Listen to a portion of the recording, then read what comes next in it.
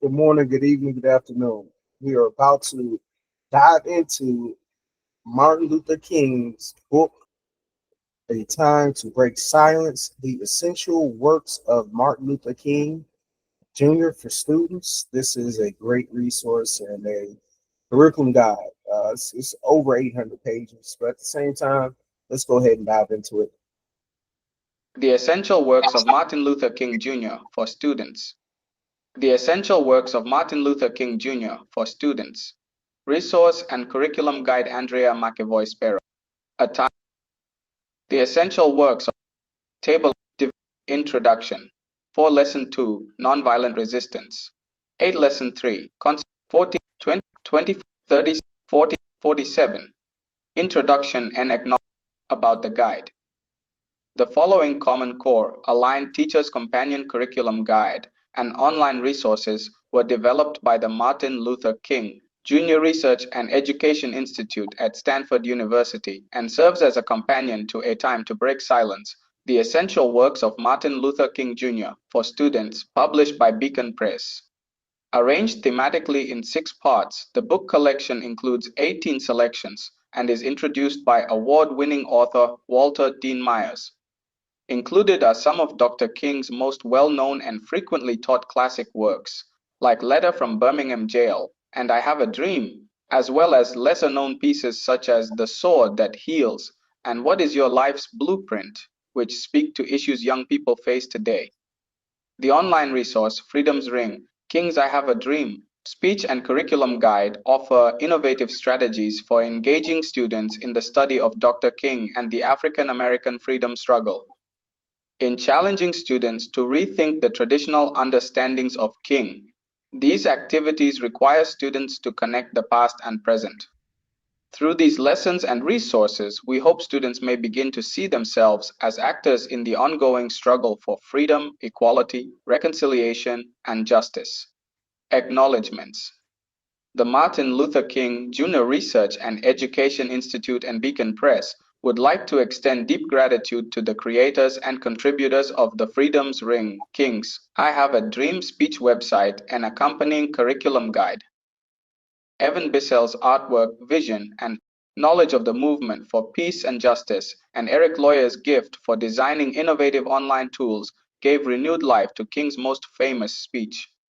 Sabiha Bazrai of Design Action Collective is the talented designer behind the curriculum guide. Matt Heron and Danny Lyon generously allowed for the use of their photos as the basis for particular sketches. Erin Cook permitted us to adapt her Beyond Vietnam lesson. Beacon Press gratefully acknowledges the Unitarian Universalist Veg program at Shelter Rock for its generous support of the King Legacy series. Finally, we'd like to extend gratitude to the many individuals whose tireless activism contributed to the freedom struggle. It is in their honor that we endeavor to learn from the past and build a more just future. Ordering information.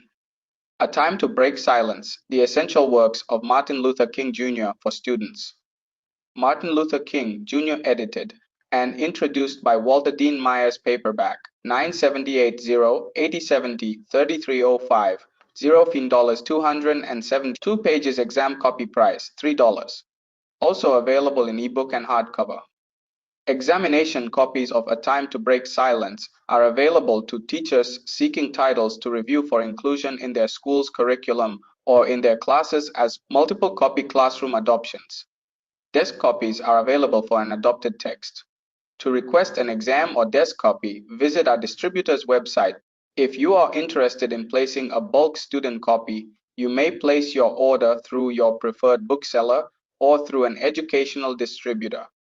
To support the use of A Time to Break Silence in the classroom, this curriculum and supplemental resources are available online through Lesson 1, Love and Faith. Essential question. King often spoke of the inherent role of love and faith within the movement for justice. Why did King believe love was at the center of the struggle for justice? Activity 1, Poetry and Photography Gallery Walk. 1. Introduce students to the Freedom's Ring, King's I Have a Dream speech website. Using the index, ask students to choose the theme Love and Faith. Within this theme, ask students to explore a Baptist preacher and army of love. Lead a discussion about the role of love and faith in the African American freedom struggle. 2. Next, ask students to read the Love and Faith chapter in the King Anthology.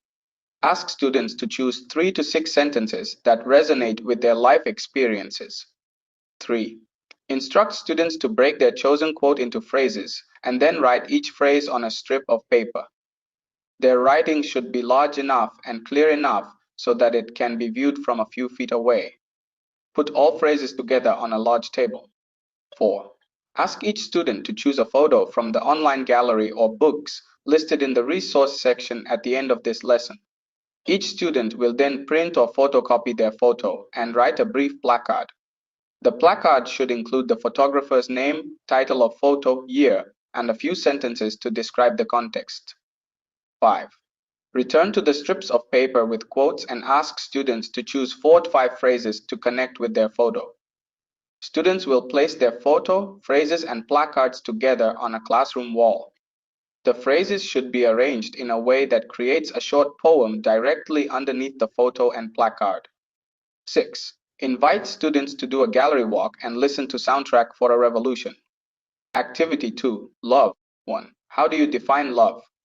How do others define love? Ask students to seek out and bring to class poetry, literature, or quotes by famous individuals about the definition of love. Lead a discussion and create a class definition of love. Add your class definitions of love to the gallery walk. 2. Read the information and watch the interviews on the Freedom's Ring, King's I Have a Dream speech website on the themes of love and faith and tactics of the movement. 3. Listen to Loving Your Enemies on the Martin Luther King Jr. Research and Education Institute website. 4. How does King define love in Loving Your Enemies? How has his Christian faith contributed to his understanding? 5. Lead a class discussion. Is it possible for you to forgive a person who hates you or has caused you harm? Is it possible for you to love a person or group of people who have caused harm to others? What does it take to end a cycle of hate? Activity 3. American Poets. 1. Lead the class in a study of African American poets such as Langston Hughes, Maya Angelou, and Zora Neale Hurston. Identify and discuss literary elements used by these poets. 2. Return to King's words from the selections in the chapter and the Freedom's Ring, King's I Have a Dream speech website theme of love and faith. Think about the literary devices utilized by King. Ask students to find examples of metaphor, simile, descriptive language, and biblical references. 3. Ask students to add poetry to the gallery wall from poets studied in class. Extension activity. Using June Jordan's Poetry for the People, guide students in poetry writing around the themes of love, reconciliation, transformation, and justice as they relate to contemporary issues. Resources. Soundtrack for a Revolution, a film by Bill Guttentag and Dan Sturman, This Light of Ours. Activist photographers of the civil rights movement, edited by Leslie G. Kellen, Freedom's Ring. King's I Have a Dream speech, Poetry for the People, a revolutionary blueprint by June Jordan Civil Rights Movement Veterans website, the Martin Luther King Jr. Research and Education Institute website. Lesson 2. Nonviolent Resistance. Essential question. Is it possible for nonviolent direct action to transform a community? Activity 1. Primary source analysis. 1. Split the class in half. Each half will receive either a copy of the 6 Principles of Nonviolence or 6 Steps of Nonviolent Direct Action. In pairs, ask students to read and analyze the handout. Encourage them to write their thoughts and questions in the margins. After they have finished, have each pair seek out another pair with the other document. Ask them to teach each other about their assigned document. 6 Principles of Nonviolence. 1. Nonviolence is a way of life for courageous people. It is active nonviolent resistance to evil. 2. Nonviolence seeks to win friendship and understanding. The end result of nonviolence is redemption and reconciliation. 3. Nonviolence seeks to defeat injustice, not people. Nonviolence recognizes that evildoers are also victims. 4. Nonviolence holds that suffering can educate and transform. Nonviolence willingly accepts the consequences to its acts. 5. Nonviolence chooses love instead of hate. Nonviolence resists violence to the spirit as well as the body. Nonviolence love is active, not passive. Nonviolent love does not sink to the level of the hater. Love restores community and resists injustice. Nonviolence recognizes the fact that all life is interrelated. 6. Nonviolence believes that the universe is on the side of justice. The nonviolent resistor has deep faith that justice will eventually win. Source: the Martin Luther King Jr. Center for Nonviolent Social Change. 6 steps for nonviolent direct action. Step 1. Information gathering. Identify the issues in your community and/or school that are in need of positive change. To understand the issue, problem, or injustice facing a person, community, or institution, you must increase your understanding of the problem. Your investigation should include all sides of the issue and may include formal research and listening to the experiences of others. Step 2. Educate others. It is essential to inform others, including your opposition, about your issue. In order to cause change, the people in the community must be aware of the issue. By educating others, you will minimize misunderstanding and gain support and allies. Step 3. Personal commitment. Check and affirm your faith in the philosophy and methods of nonviolence. Causing change requires dedication and long hours of work. Meet with others regularly to stay focused on your goal. Prepare yourself to accept sacrifices if necessary in your work for justice. Step 4. Negotiations. Using grace, humor, and intelligence, confront the other individuals which need to participate in this positive change. Discuss a plan for addressing and resolving these injustices. Look for what is positive in every action and statement the opposition makes. Do not seek to humiliate the opponent, but call forth the good in the opponent. Look for ways in which the opponent can become an ally. Step 5. Direct action. These are actions taken to convince others to work with you in resolving the injustices. Direct action imposes a creative tension into the conflict. Direct action is most effective when it illustrates the injustice it seeks to correct. There are hundreds of direct action, including boycotts, refusal to buy products, sit-ins, marches and rallies, letter writing and petition campaigns, political action, and voting. Step 6. Reconciliation. Nonviolence seeks friendship and understanding with the opponent. Nonviolence does not seek to defeat the opponent. Nonviolence is directed against evil systems, forces, oppressive policies, evil and unjust acts, not against persons. Derived from the essay Letter from a Birmingham Jail, Martin Luther King Jr. Activity 2. The Sword That Heals. 1. Read the selection, The Sword That Heals, and identify quotes that connect with the 6 steps for nonviolent direct action. 2. Ask students to research other direct action campaigns: Montgomery Bus Boycott, Birmingham Campaign, Mississippi Freedom Summer, Greensboro Lunch Counter Sit-ins, Freedom Rides. Many of these events are found in the Tactics of the Movement theme on the Freedom's Ring, King's I Have a Dream speech website.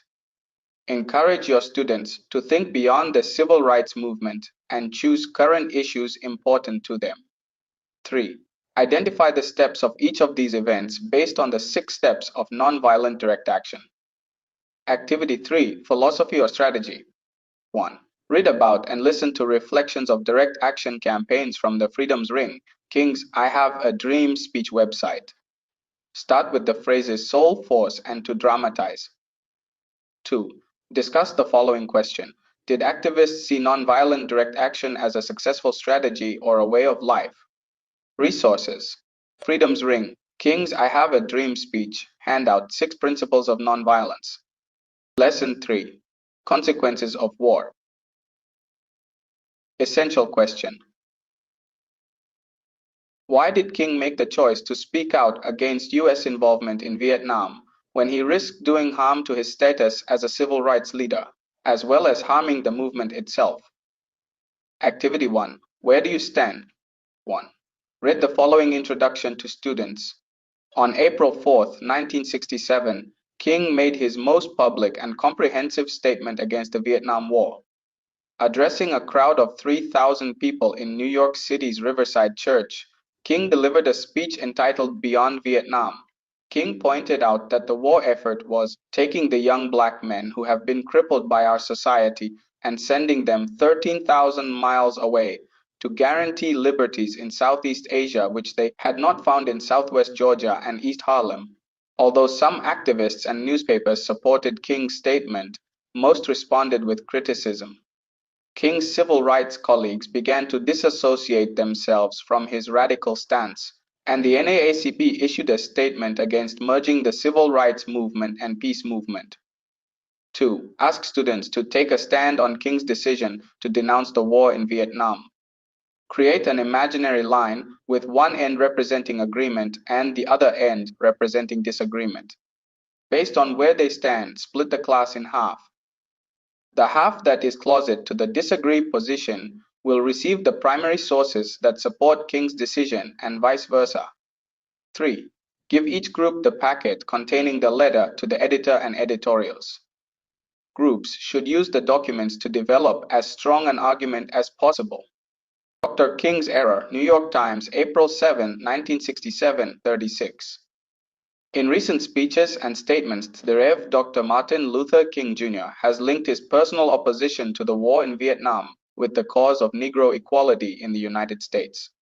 The war, he argues, should be stopped not only because it is a futile war waged for the wrong ends, but also because it is a barrier to social progress in this country and therefore prevents Negroes from achieving their just place in American life. This is a fusing of two public problems that are distinct and separate. By drawing them together, Dr. King has done a disservice to both. The moral issues in Vietnam are less clear-cut than he suggests. The political strategy of uniting the peace movement and the civil rights movement could very well be disastrous for both causes.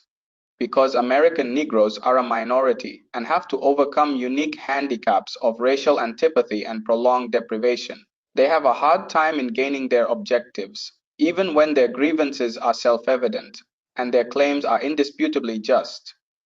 As Dr. King knows from the Montgomery bus boycott and other civil rights struggles of the past dozen years, it takes almost infinite patience, persistence, and courage to achieve the relatively simple aims that ought to be theirs by right. The movement toward racial equality is now in the more advanced and more difficult stage of fulfilling basic rights by finding more jobs, changing patterns of housing, and upgrading education. The battlegrounds in this struggle are Chicago and Harlem and Watts. The Negroes on these fronts need all the leadership, dedication, and moral inspiration that they can summon. And under these circumstances, to divert the energies of the civil rights movement to the Vietnam issue is both wasteful and self-defeating. Dr. King makes too facile a connection between the speeding up of the war in Vietnam and the slowing down of the war against poverty. The eradication of poverty is at best the task of a generation. This war inevitably meets diverse resistance, such as the hostility of local political machines, the skepticism of conservatives in Congress, and the intractability of slum mores and habits. The nation could afford to make more funds available to combat poverty, even while the war in Vietnam continues, but there is no certainty that the coming of peace would automatically lead to a sharp increase in funds. Furthermore, Dr. King can only antagonize opinion in this country instead of winning recruits to the peace movement by recklessly comparing American military methods to those of the Nazis testing new medicine and new tortures in the concentration camps of Europe. The facts are harsh, but they don't justify such slander. Furthermore, it is possible to disagree with many aspects of United States policy in Vietnam without whitewashing Hanoi. As an individual, Dr. King has the right and even the moral obligation to explore the ethical implications of the war in Vietnam, but as one of the most respected leaders of the civil rights movement, he has an equally weighty obligation to direct that movement's efforts in the most constructive and relevant way. There are no simple or easy answers to the war in Vietnam or to racial injustice in this country. Linking these hard, complex problems will lead not to solutions but to deeper confusion. Letters to the editor of the Times, New York Times, April 12, 1967, 46. Dr. King backed. To the editor.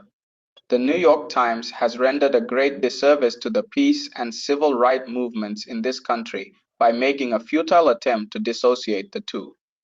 In an April 7th editorial, the Times severely criticized the Rev. Dr. Martin Luther King Jr., president of the Southern Christian Leadership Conference, for fusing the peace and civil rights issues into a single concern. Logically, the welfare of non-white peoples in this nation is inextricably linked with the welfare of non-white peoples around the world. American Negroes, Puerto Ricans, Indians, and Mexicans all have exceedingly direct stake in the administration's posture in Vietnam. They have experienced firsthand the government's disrespect for humanity and dignity at home and are compelled to voice their outrage at the calculated destruction abroad their Vietnamese brothers. The American government seems in fact to be embarked upon a program of systematic genocide in Vietnam, and it is for this reason, perhaps more than any other, that colored peoples everywhere must speak out and act courageously. Those Americans opposing the war cannot any longer be guilty of silence, while American non-whites who have been deprived of their full citizenship are sent to their death in President Johnson's illegal, immoral, and unjust war. In order to dramatize the growing opposition to the war, thousands of Americans of all races, creeds, religions, and national origins will gather together in San Francisco and New York City on April 15th for spring mobilization, protest, march, and rally. Before the eyes of the world, the spring mobilization will launch a sustained, serious movement which will begin to put an end to the senseless slaughter that is taking place in the name of democracy. James Bevel, National Director, Spring Mobilization Committee, to End the War in Vietnam, New York, April 8, 1967. War rejected. To the editor, I consider that my support of the Urban League and membership in the NAACP, to say nothing of my contributions to various liberal causes, entitle me to consider myself a white person of goodwill, as that term was used by Dr. Martin Luther King in the Times of April 5th. Far from being willing personally to boycott the Vietnam War, however, or even to have my son claim status as a conscientious objector, I assert that it is necessary to support the war in Vietnam. Dr. King's simplistic assertion that our government is the greatest purveyor of violence in the world today, and his analogy between the use of new weapons by our forces in Vietnam and the use of strange medicines and torture by Hitler's murderers in the concentration of Nazi Germany raised grave doubts in my mind as to his ability to think clearly. Dr. King and his ilk do not speak for me and mine. Joseph Louis Simon, New York, April 5, 1967. Activity 2, Beyond Vietnam. 1. Introduce King's Beyond Vietnam speech by showing eyes on the prize to The Promised Land. Ask students to read both Beyond Vietnam and The Casualties of the War in Vietnam and be ready to discuss. Some questions to consider for the discussion. A. Was King's decision to speak out against the war a departure from his stated philosophical, political, and/or social commitments? B. What relevance does his role as a clergyman have for King's position? What about as a Nobel Peace Prize recipient? What about his role as a civil rights leader?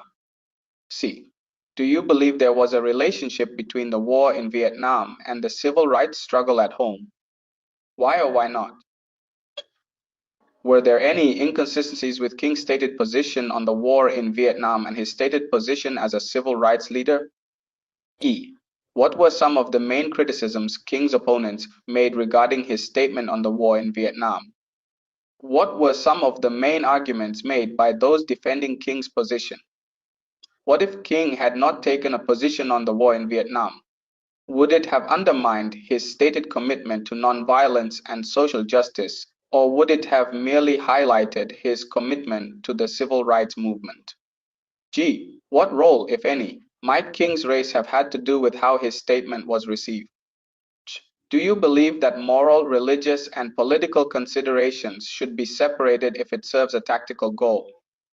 1. In his letter, Dr. King backed James Bevel states, logically, the welfare of non-white peoples in this nation is inextricably linked with the welfare of non-white peoples around the world. Do you agree? Why or why not? J. What sort of impact do you believe King's decision to speak out against the war had on the civil rights movement? If you believe it harmed the movement, was it worth it? K. Ralph Bunche stated that Dr. King should positively and publicly give up one role or the other. The two efforts have too little in common. Do you agree? Finally, how are these issues relevant today? How might this relate to our current situation around the world? Could the case be made that our current foreign policy has implications for domestic policy? How? Activity 3, taking a stand. 1. Ask students to return to the imaginary line and choose where to stand. Did their position change? Of the resources, discussions, and readings, what influenced their position most? 2. As a class, choose a contemporary modern military conflict and conduct research. After gathering information and various positions about the conflict, discuss the following questions. Do King's positions on Vietnam hold true for this conflict as well? What aspects are similar? What aspects are different? What is your position on this conflict? Resources. Eyes on the Prize, America's Civil Rights Years documentary by Henry Hampton at Blackside Inc. Lesson 4. Young People Working for Justice. Essential question. What role did young people play in the freedom struggle? Activity 1. Parent-child negotiations. 1. Watch either Eyes on the Prize segment on Birmingham or Children's March from Teaching Tolerance. 2. Tell students that they are going to be learning about the role that young people played in the African American freedom struggle, specifically in the Birmingham campaign, and write Malcolm X's statement, "Real men don't put their children on the firing line," on the board. 3. Begin with discussion prompts or quick write prompts. Would you be willing to go to jail to challenge an unjust law? Would you let your child go to jail in an effort to overturn an unjust law? Would your parents allow you to go to jail in an effort to secure justice for your community? 4. Split the class in half and ask students to line up facing each other. One group of students will play the role of parents and one group the role of sons, daughters. Explain that they live in Birmingham in the 1960s. The daughters' sons should try to convince their parents to let them participate in the march.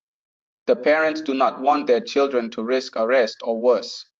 Allow the students to role play the discussion for 3 to 4 minutes. Activity 2. Role of youth in the movement. 1.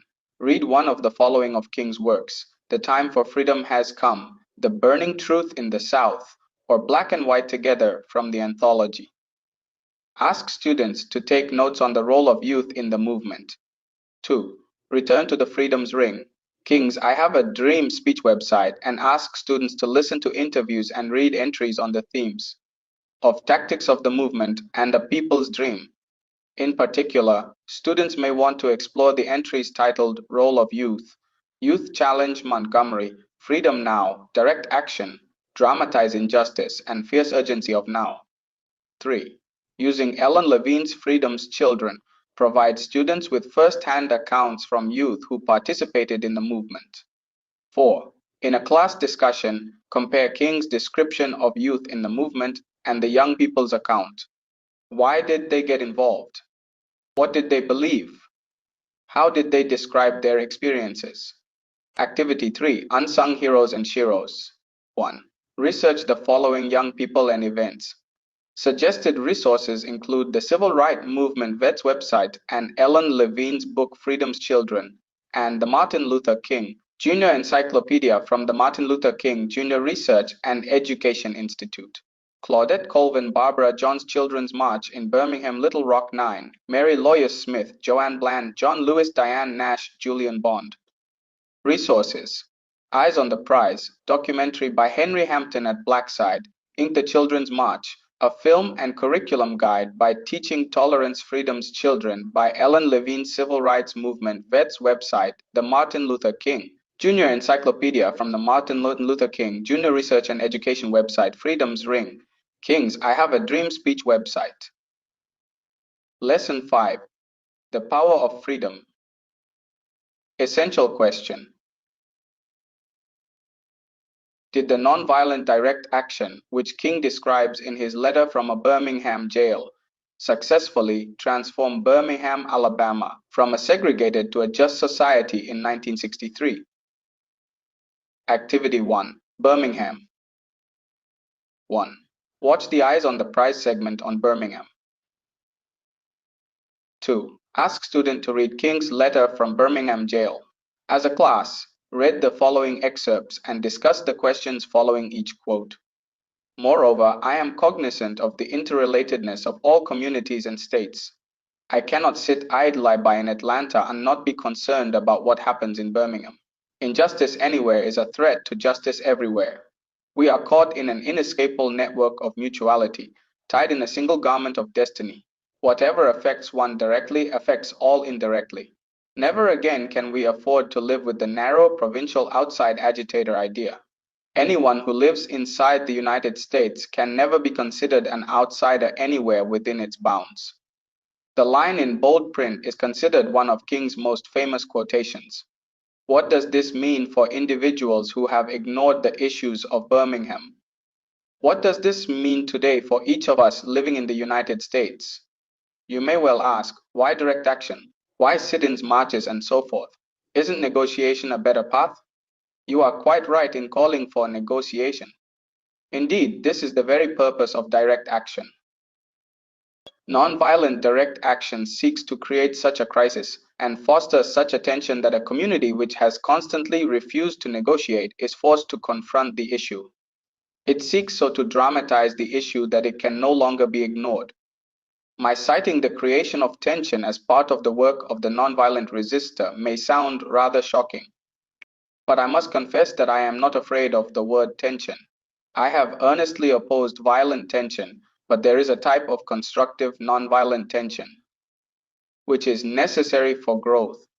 Just as Socrates felt that it was necessary to create a tension in the mind so that individuals could rise from the bondage of myths and half truths to the unfettered realm of creative analysis and objective appraisal, so must we see the need for nonviolent gadflies to create the kind of tension in society that will help men rise from the dark depths of prejudice and racism to the majestic heights of understanding and brotherhood. The purpose of our direct action program is to create a situation so crisis-packed that it will inevitably open the door to negotiation. I therefore concur with you in your call for negotiation. Too long has our beloved Southland been bogged down in a tragic effort to live in monologue rather than dialogue. What does King mean by constructive nonviolent tension, and how does he define its goal? We know through painful experience that freedom is never voluntarily given by the oppressor. It must be demanded by the oppressed.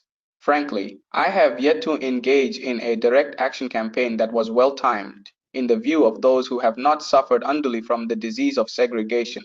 For years now, I have heard the word wait. It rings in the ear of every Negro with piercing familiarity. This wait has almost always meant never. We must come to see, with one of our distinguished jurists, that justice too long delayed is justice denied. The above paragraph is another of King's most well-known statements.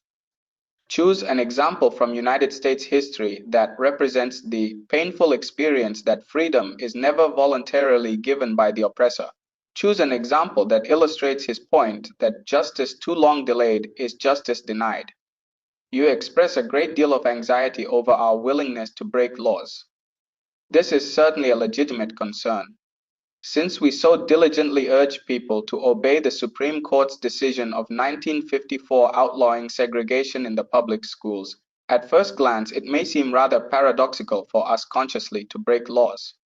One may well ask, how can you advocate breaking some laws and obeying others? The answer lies in the fact that there are two types of laws, just and unjust. I would be the first to advocate obeying just laws.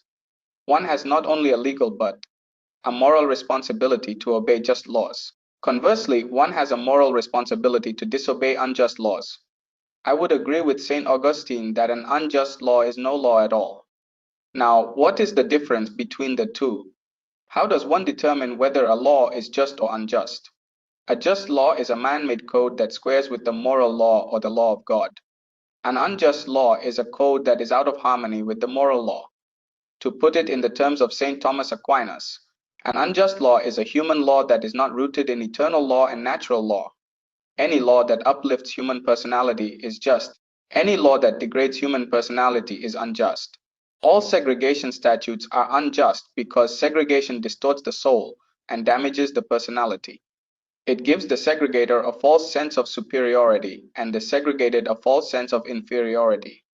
Segregation, to use the terminology of the Jewish philosopher Martin Buber, substitutes an I-it relationship for an I-thou relationship and ends up relegating persons to the status of things. Hence, segregation is not only politically, economically, and sociologically unsound, it is morally wrong and sinful. Paul Tillich has said that sin is separation.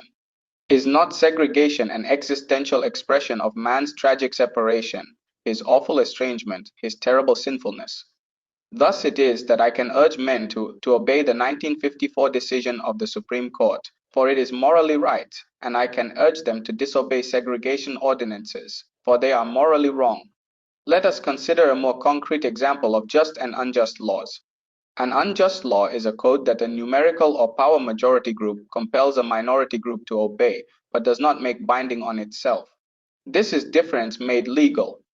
By the same token, a just law is a code that a majority compels a minority to follow, and that is willing to follow itself. This is sameness made legal. King describes two types of law, just and unjust. How does he define each? Can you give other examples in the presence of unjust laws you feel a moral obligation to disobey? Would you be willing to accept the consequences? What are the effects of segregation? I hope you are able to see the distinction I am trying to point out. In no sense do I advocate evading or defying the law, as would the rabid segregationist. That would lead to anarchy. One who breaks an unjust law must do so openly, lovingly, and with a willingness to accept the penalty. I submit that an individual who breaks a law that conscience tells him is unjust, and who willingly accepts the penalty of imprisonment in order to arouse the conscience of the community over its injustice, is in reality expressing the highest respect for law. Breaking an unjust law lovingly. Could you get to this state? Why does he think this would be an expression of respect for the law? What if his actions do not arouse the conscience of the community? Would breaking the law be worth it then? But though I was initially disappointed at being categorized as an extremist, as I continued to think about the matter, I gradually gained a measure of satisfaction from the label. Was not Jesus an extremist for love? Love your enemies, bless them that curse you, do good to them that hate you, and pray for them which despitefully use you and persecute you. Was not Amos an extremist for justice? Let justice roll down like waters and righteousness like an ever-flowing stream. Was not Paul an extremist for the Christian gospel? I bear in my body the marks of the Lord Jesus. Was not Martin Luther an extremist? Here I stand, I cannot do otherwise, so help me God. And John Bunyan, I will stay in jail to the end of my days before I make a butchery of my conscience. And Abraham Lincoln, this nation cannot survive half slave and half free. And Thomas Jefferson, we hold these truths to be self-evident, that all men are created equal. So the question is not whether we will be extremists, but what kind of extremists we will be. Will we be extremists for hate or for love? Will we be extremists for the preservation of injustice or for the extension of justice? In that dramatic scene on Calvary's Hill, 3 men were crucified. We must never forget that all 3 were crucified for the same crime, the crime of extremism. 2 were extremists for immorality and thus fell below their environment. The other, Jesus Christ, was an extremist for love, truth, and goodness, and thereby rose above his environment. Perhaps the South, the nation, and the world are in dire need of creative extremists. Why does King welcome the label extremist? What is your favorite quote? Why? How can you connect this to your life or issues in your community today? Activity 3. The March on Washington for Jobs and Freedom. 1. Using the National Archives and Record Administration's Document Analysis Worksheet, ask students to read and examine the documents provided below. 2. Return to the Freedom's Ring, King's I Have a Dream speech website. Read the information and listen to the interviews within the A People's Dream theme especially the sections The March Program and Meeting the Demands. 31, 32, 33. Activity 4, Freedom's Ring. 1. Play Dr. King's I Have a Dream speech from the Freedom's Ring, Dr. King's I Have a Dream speech website. You may want to play the speech once without the text and once with the text. Discuss with students the following. What is new to them? Which images stood out to them? How is it different than watching archival footage? What questions do they have about the speech? 2. Allow students to explore the site individually. Ask them to watch interviews and to read information associated with at least 4 of the phrases. 3. Ask students to choose 3 sketches from the Freedom's Ring. Can I Have a Dream speech website that represent the themes of justice, transformation, and reconciliation. Extension activity. Choose a phrase or few sentences from another of King's speeches and create a visual representation of the words. Resources. Handout. An appeal to you to march on Washington. Handout. March on Washington for Jobs and Freedom Program Eyes on the Prize. America's Civil Rights Years, documentary by Henry Hampton at Blackside Inc. The Children's March, a film and curriculum guide by Teaching Tolerance Freedom's Ring. King's I Have a Dream speech, National Archives and Records Administration website. 35. Lesson 6. Lesson 6. Suffering, Hope, and the Future. Essential question. Who are the drum majors for justice in your life? Activity 1. Remembering the children. 1. Watch Spike Lee's film Four Little Girls and read King's eulogy for the martyred children. 2. Ask students to think about the young people in their lives who have been lost to violence. 3. Read Langton Hughes' poem Kids Who Die. 4. Ask students to research organizations and individuals in the community who work to end violence among young people. Ask students to consider how they can get involved to reduce the violence in local and national communities. 5. Using the Freedom's Ring, King's I Have a Dream speech website, explore the theme A People's Dream, including the entries for Investing in Justice and Peace and What Does It Mean to Be Free. Activity 2. What is your life's blueprint? 1. Read King's What is Your Life's Blueprint? 2. Ask students to reflect on their life's blueprint and write their responses to these questions. What are their dreams? How do they hope to achieve them? What changes can they make in their daily lives to make those dreams possible? Who will they rely on when they encounter barriers? What will give them strength to overcome adversity? Activity 3. Who are the drum majors for justice in your community? 1.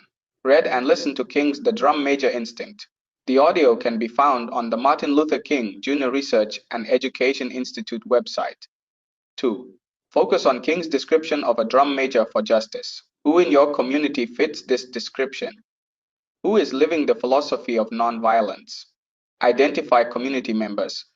3. Prepare interview questions for your community members. For example, ask them about their blueprint for life. What guides them? What gives them strength? What inspires them? Has it always been easy? When things in life did not turn out the way they wanted or expected, what did they do? Activity 4. Honoring our drum majors for justice. 1. After conducting interviews, ask students to write biographies or spoken word poems about the local drum majors for justice.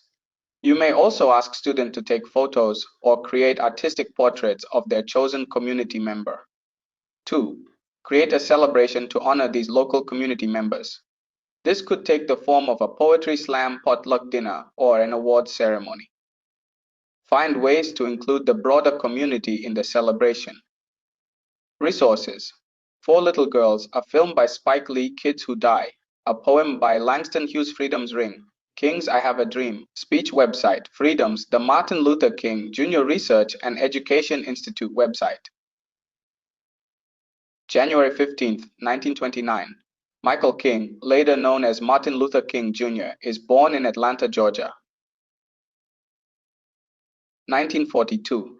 African American W2 Verdutum veterans from Europe and the Pacific established the Double V campaign, insisting that victory over racism at home is essential for victory in the global war against fascism. September 20th, 1944, King begins his freshman year at Morehouse College in Atlanta, Georgia.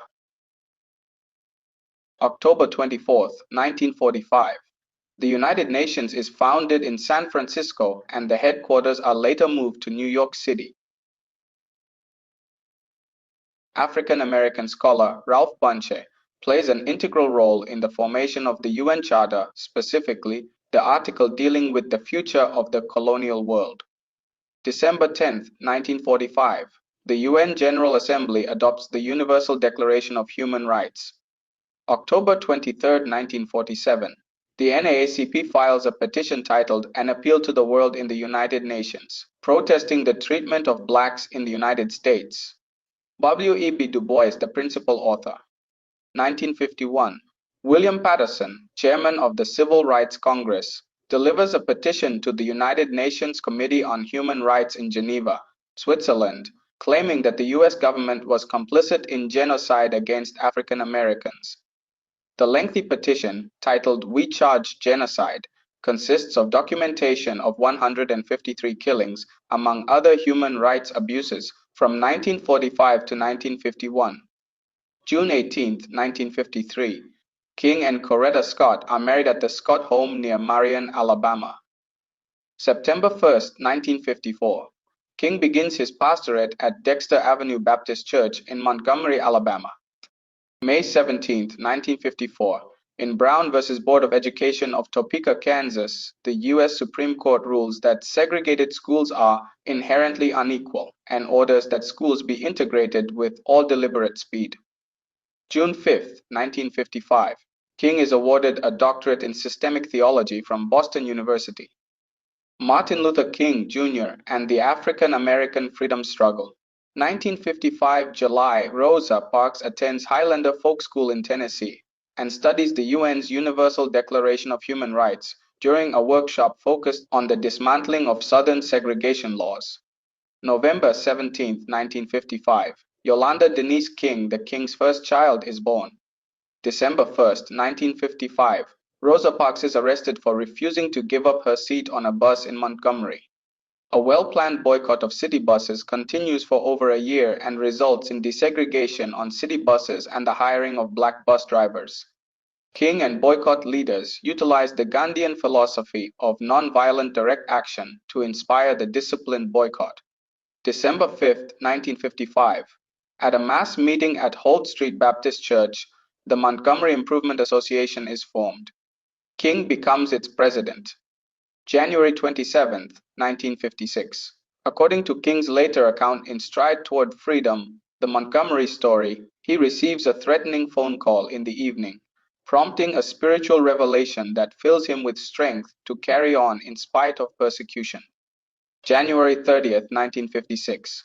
At 9:15 p.m., while King speaks at a mass meeting, his home is bombed. His wife and daughter are not injured. Later, King addresses an angry crowd that gathers outside the house, pleading for nonviolence. November 13th, 1956. The U.S. Supreme Court affirms the lower court opinion in Browder v. Gale, declaring Montgomery and Alabama bus segregation laws unconstitutional. 1957. Ghana achieves its independence from Great Britain. Prime Minister Kwame Nkrumah hosts African American leaders at the independence festivities, including Martin Luther King, Jr., A. Philip Randolph, Adam Clayton Powell, and Ralph Bunche. King returns to Montgomery and tells his congregation, Ghana tells us that the forces of the universe are on the side of justice.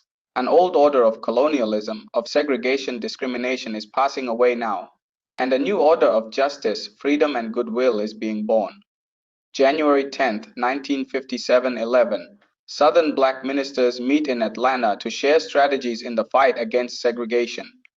King is named chairman of the Southern Negro Leaders Conference on Transportation and Nonviolent Integration. March 6, 1957. King attends the independence celebrations of the new West African nation of Ghana and meets with Prime Minister Kwame Nkrumah. May 17, 1957. At the Lincoln Memorial in Washington, D.C., King delivers his first national address, Give Us the Ballot, at the Prayer Pilgrimage for Freedom.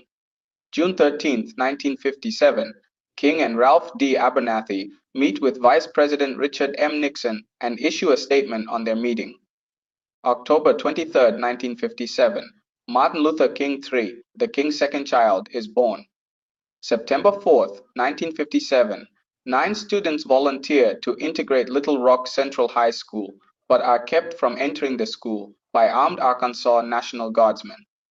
International press coverage and outrage directed at U.S. embassies abroad contribute to President Dwight D. Eisenhower's decision to order the 101st Airborne to protect students. November 17, 1957. King delivers his sermon Loving Your Enemies at Dexter Avenue Baptist Church in Montgomery.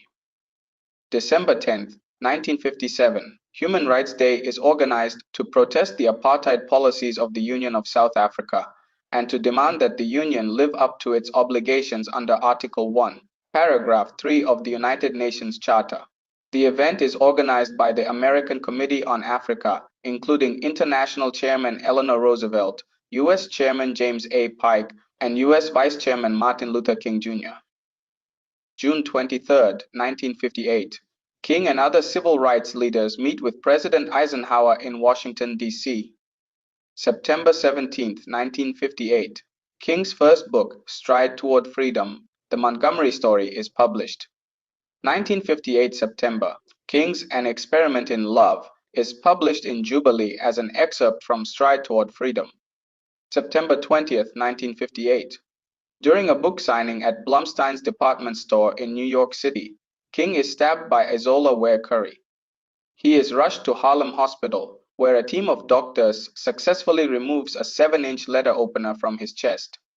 1959 February, King visits India, where his involvement in the Montgomery bus boycott was well documented in local newspapers. King recalled, "We were looked upon as brothers, with the color of our skins as something of an asset. But the strongest bond of fraternity was the common cause of minority and colonial peoples in America, Africa, and Asia struggling to throw off racism and imperialism."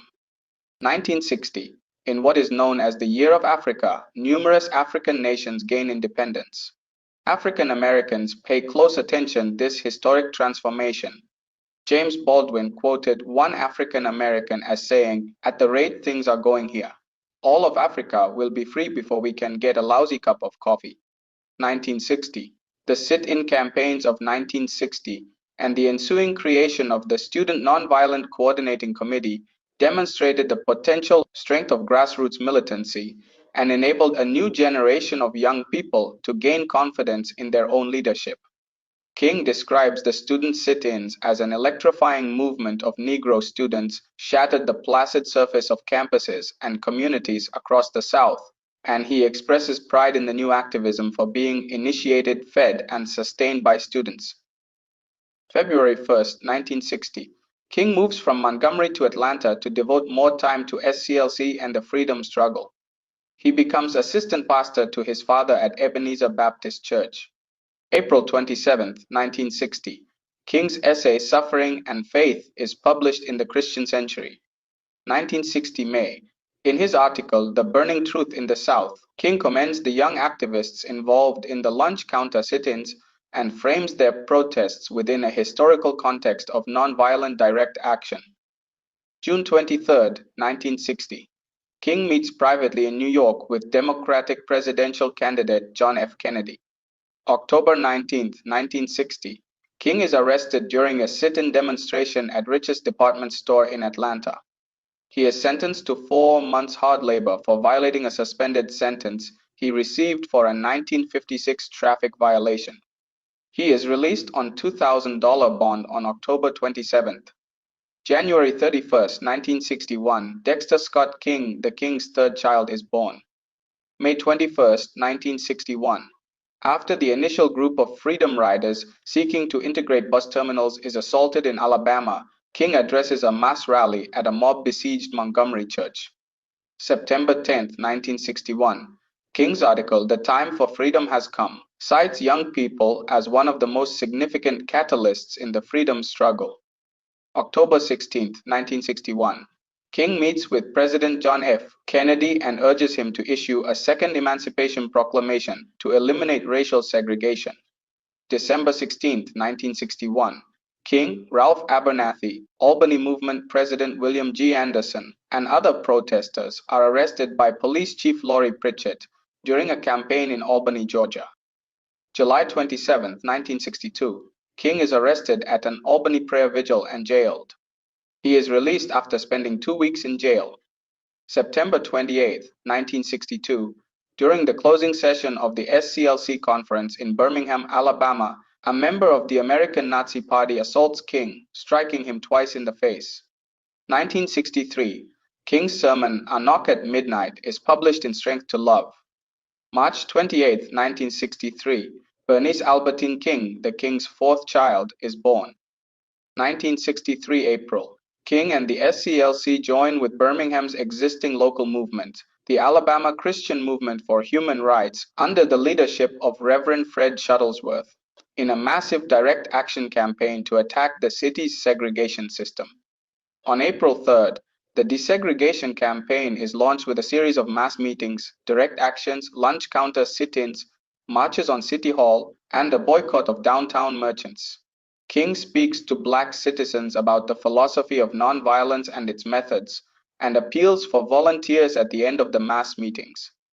With the number of volunteers increasing daily, actions soon expand to kneel-ins at churches, sit-ins at the library, and a march on the county building to register voters.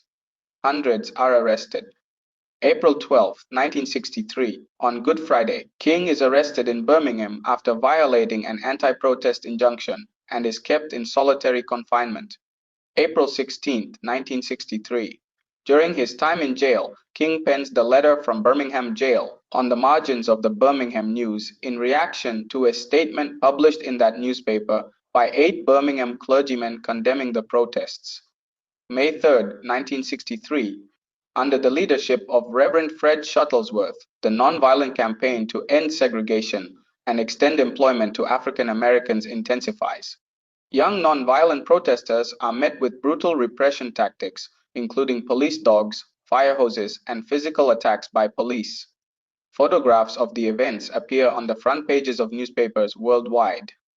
1963. In his essay Black and White Together, King recounts the children's crusade of the Birmingham protests and praises the young people as critical in ending segregation in Birmingham. May 23, 1963.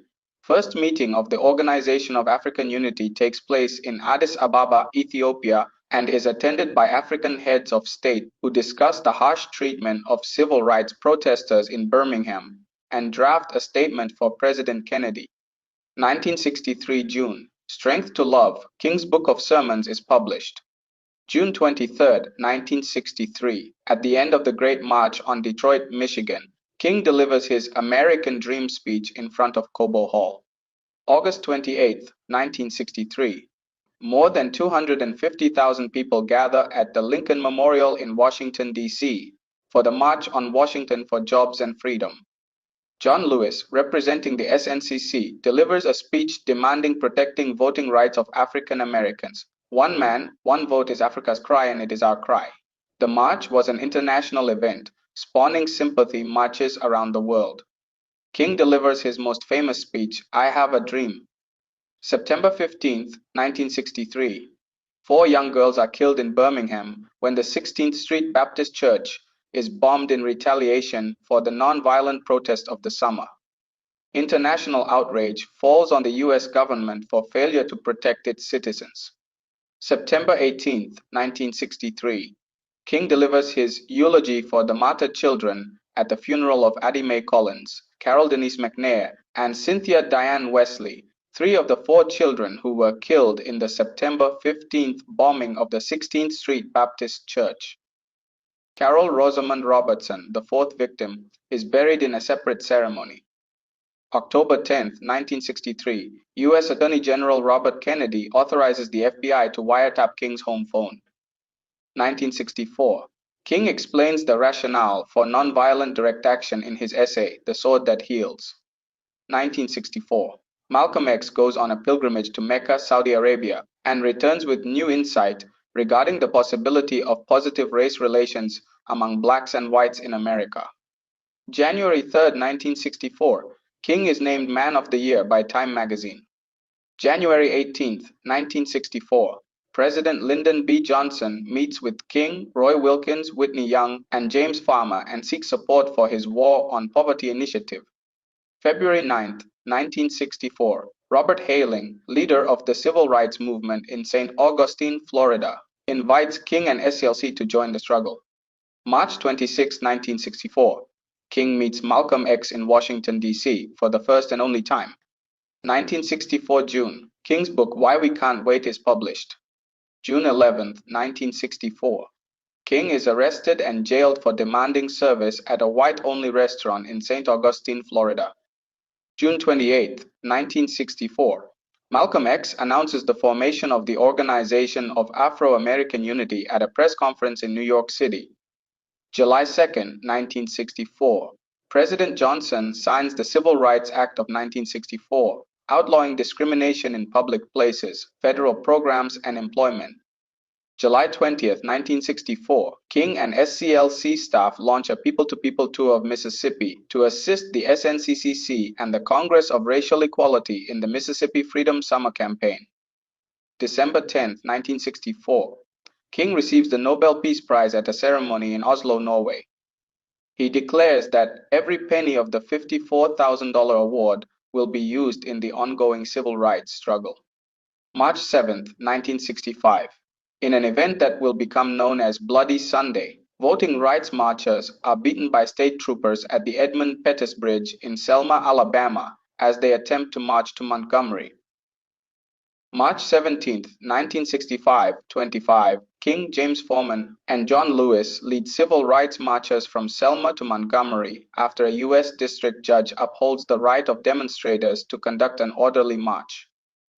July 9th, 1965, Congress passes the Voting Rights Act of 1965. The act prohibits the states from using literacy tests and other methods of excluding African Americans from voting. August 12, 1965, King publicly opposes the Vietnam War at a mass rally at the 9th Annual Convention of SCLC in Birmingham. 1966, Muhammad Ali, world heavyweight champion, refuses to be inducted into the U.S. Army in protest against the war in Vietnam. 1966, the Black Panther Party is formed in Oakland, California. As part of their 10-point program, they demand, "We want land, bread, housing, education, clothing, justice, and peace." January 26, 1966, King and his wife move into an apartment at 1550 South Hamlin Avenue in Chicago to draw attention to the city's poor housing conditions. 1966 December, King's sermon, A Gift of Love, is published in McCall's magazine. 1967 June, King's book Where Do We Go From Here? Chaos or Community is published. October 26, 1967, Dr. King speaks to a group of students at Barrett Junior High School in Philadelphia, Pennsylvania, asking them, "What is your life's blueprint?" December 4, 1967, King publicly reveals his plans to organize a mass civil disobedience campaign, the Poor People's Campaign, in Washington, D.C., to force the government to end poverty. February 4, 1968, Dr. King delivers one of his most famous sermons, The Drum Major Instinct, at Ebenezer Baptist Church in Atlanta. March 28, 1968, King leads a march of 6,000 protesters in support of striking sanitation workers in Memphis, Tennessee. The march descends into violence and looting, and King is rushed from the scene. April 3, 1968, King returns to Memphis, determined to lead a peaceful march. During an evening rally at Mason Temple, King delivers his final speech, I've Been to the Mountaintop. April 4, 1968, King is shot and killed while standing on the balcony of the Lorraine Motel in Memphis. April 9, 1968, King is buried in Atlanta. Common Core State Standards. The curriculum guide and online resources align with the following Common Core State Standards. History Social Studies, grade 9 to 10. Key ideas and details. CCSS ELA literacy. RH10 cites specific textual evidence to support analysis of primary and secondary sources, attending to such features as the date and origin of the information. CSCS ELA 10. To determine the central ideas or information of a primary or secondary source. Provide an accurate summary of how key events or ideas develop over the course of the text. CCSS ALA literacy RN10. 3. Analyze in detail a series of events described in a text. Determine whether earlier events caused later ones or simply preceded them. Craft and structure. CCSS ELA literacy RH 910. Determine the meaning of words and phrases as they are used in a text, including vocabulary describing political, social, or economic aspects of history, social science. CSS ELA literacy RH 910 and 5. Analyze how a text uses structure to emphasize key points or advance an explanation or analysis. CSS ELA literacy RH 9 6. Compare the point of view of two or more authors for how they treat the same or similar topics, including which details they include and emphasize in their respective accounts. Integration of knowledge and ideas. CCS ELA literacy RH 9 assess the extent to which the reasoning and evidence in a text support the author's claims. CCSS ELA literacy RH 9 compare and contrast treatments of the same topic in several primary and secondary sources. History Social Studies grade 11 to 12 key ideas and details. CCSS EL literacy RH 11 cites specific textual evidence to support analysis of primary and secondary sources, connecting insights gained from specific details to an understanding of the text as a whole. CSS ELA literacy RH 12. To determine the central ideas or information of a primary or secondary source. Provide an accurate summary that makes clear the relationships among the key details and ideas. TCS literacy or 1112. 3. Evaluate various explanations for actions or events and determine which explanation best accords with textual evidence, acknowledging where the text leaves matters uncertain. Craft and structure. CCSS ELA literacy R1112 to determine the meaning of words and phrases as they are used in a text, including analyzing how an author uses and refines the meaning of a key term over the course of a text. CCSS ELA literacy RH to 1112 analyze in detail how a complex primary source is structured, including how key sentences, paragraphs, and larger portions of the text contribute to the whole. CCSS ELA literacy tier 12. 6. Evaluate authors' differing points of view on the same historical event or issue by assessing the author's claims, reasoning, and evidence. Integration of knowledge and ideas. CCSS ELA literacy R1112. 7. Integrate and evaluate multiple sources of information presented in diverse formats and media in order to address a question or solve a problem. CCSS ELA literacy RH 1112. 8. Evaluate an author's premises, claims, and evidence by corroborating or challenging them with other information. CCSS ELA literacy R1112. 9. Integrate information from diverse sources, both primary and secondary, into a coherent understanding of an idea or event, noting discrepancies among sources. Reading informational texts. Integration of knowledge and ideas. CSS ELA literacy RI 9 analyze seminal U.S. documents of historical and literary significance, including how they address related themes and concepts. National Council for the Social Studies Curriculum Standards. The following themes from the NCSS curriculum standards are represented in the curriculum guide. I. Culture. How do belief systems such as religion or political ideals influence other parts of the culture?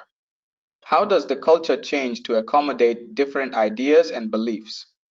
What does language tell us about the culture? 2. Time, continuity, and change.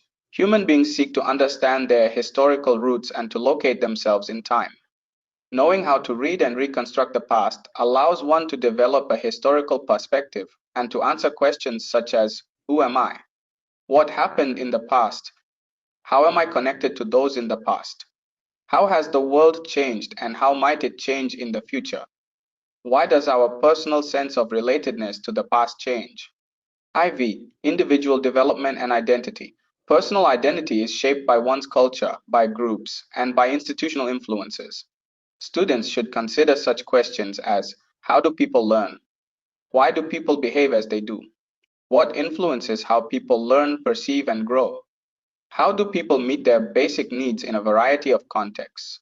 How do individuals develop from youth to adulthood? V. Individuals, groups, and institutions. Institutions such as schools, churches, families, government agencies, and the courts play an integral role in people's lives.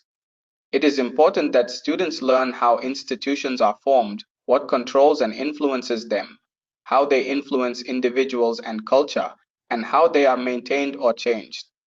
Students may address questions as what is the role of institutions in this and other societies? How am I influenced by institutions? How do institutions change? What is my role in institutional change? Pockets power, authority, and governance. Understanding the historical development of structures of power, authority, and governance and their evolving functions in contemporary US society and other parts of the world is essential for developing civic competence. In exploring this theme, students confront questions such as what is power? What forms does it take? Who holds it? How is it gained, used, and justified? What is legitimate authority? How are governments created, structured, maintained, and changed? How can individual rights be protected within the context of majority rule? Civic ideals and practices. An understanding of civic ideals and practices of citizenship is crucial to full participation in society and is a central purpose of the social studies. Students confront such questions as what is civic participation and how can I be involved? How has the meaning of citizenship evolved? What is the balance between rights and responsibilities? What is the role of the citizen in the community and the nation, and as a member of the world community? How can I make a positive difference?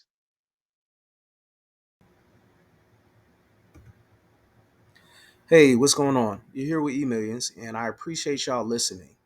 This was a very informative and something that uplifted my spirit.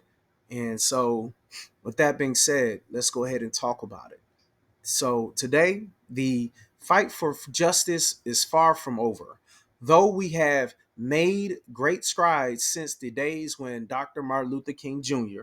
sat in Birmingham jail, we still see moments of backsliding, times when hard-won rights are threatened, when division overshadows unity, and when silence seems easier than standing firm. Dr. King showed us that true leadership requires courage, sacrifice, and an unshakable belief in justice. He was not only a dreamer, but a doer, a role model who taught us that love, nonviolence, and perseverance are the tools of real change. His movement reshaped the nation, but it also left us with a responsibility. We cannot afford to squander what was built through struggle and sacrifice. Each generation must take up the work, take up the fight, confront injustice wherever it rises, and push forward toward the beloved community that King envisioned. The arc of history bends toward justice only when we, with courage and determination, place our hands on it and refuse to let it slip backward. I really appreciate you. For democracy, I live for democracy, I'll listen, and for democracy, I'll die for.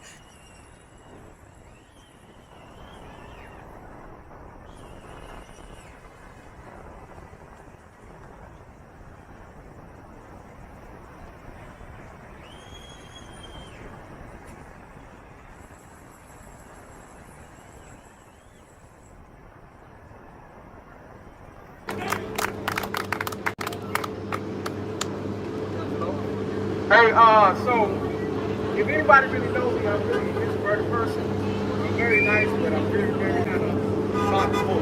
So me speaking is a real big thing, if you know. So I'm nervous, but I'm supposed to get through it. Got it. I've been saying the same thing since 2015. That Trump is a liar. I've been saying that he's a con man. I've been saying this when the day that he was one in 2016. I had an Asian girl cry, and she was like, "This is the worst thing," and my rating down. Anybody does Uber knows you have an opinion, it goes down. So I say to say that we've all known that we're dealing with a conflict. And I do understand how people got fooled this time. But the only way that we can prevent this from happening is if we continue to tell people and alert people, because the AI bots will eventually wipe out all of the past information. And I've seen this with my own eyes, where I would look at a post and within 2 hours, all of a sudden it's like a Chinese cover-up where it's like some Chinese little girl is painting a picture.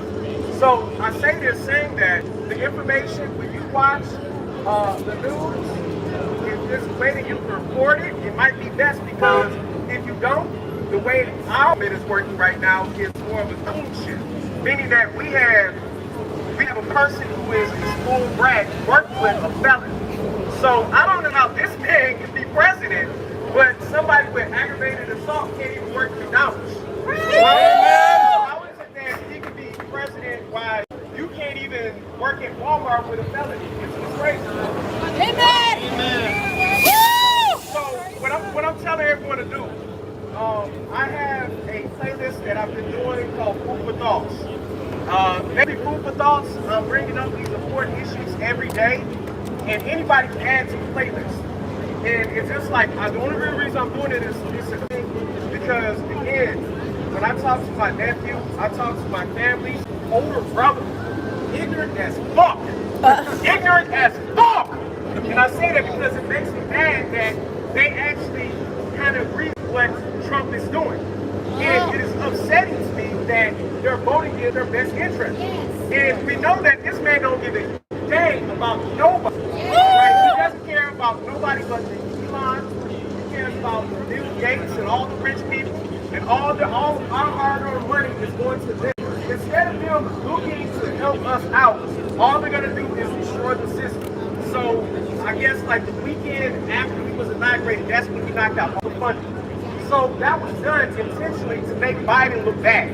And until people outside of us, we know this, until everyone kind of acknowledges the plot, they're going to make it seem like Biden horrible, but 46,000 or 47,000 deal down, and now it's at 41,000 in less than 50 days or 55 days.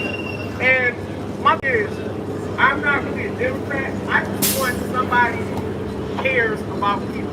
And if you care about people, and I will try to be there. If you notice, I'm always reporting. I'm always trying to spread this information, because see that we don't have no big news out here. None of them. ABC, MSN, Fox ain't gonna show up. But long story short, we have the people in different forms of social media. We can actually spread this information. Now, when we talk about platforms like X, we know we can't put on X, but we can put it on anything else but X. So I really am very encouraged that I see so many people outside me that pissed the fuck off. Because I'm pissed off. Every day I wake up and I'm pissed off. Amen. I'm sitting here looking at the fact that the VA and FAA, because I am a travel lover. That is one thing that I am known for. I am used to getting on planes on a regular basis. I go on a plane trip at least 3 times a month.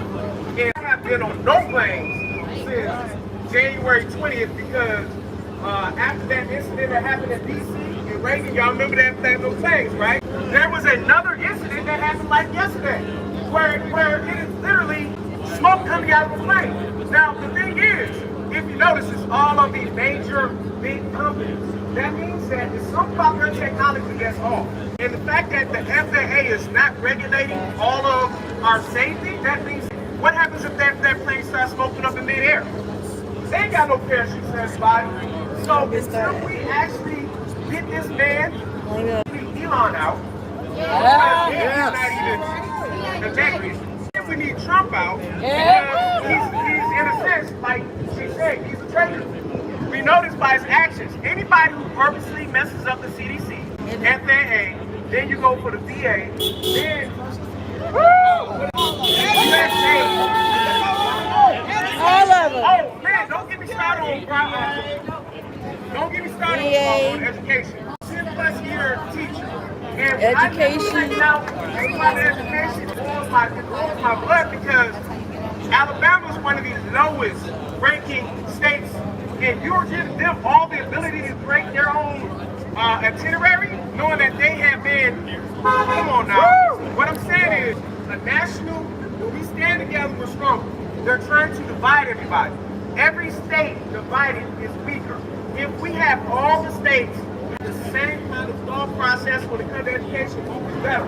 Our kids will be better. Infrastructure. All of the stuff that we see right here, these buildings, if it wasn't for people who actually sacrificed and put their whole life into it and were smarter than us, there's going to be disappearing. Right now, when we actually think about the nepotism that's going on,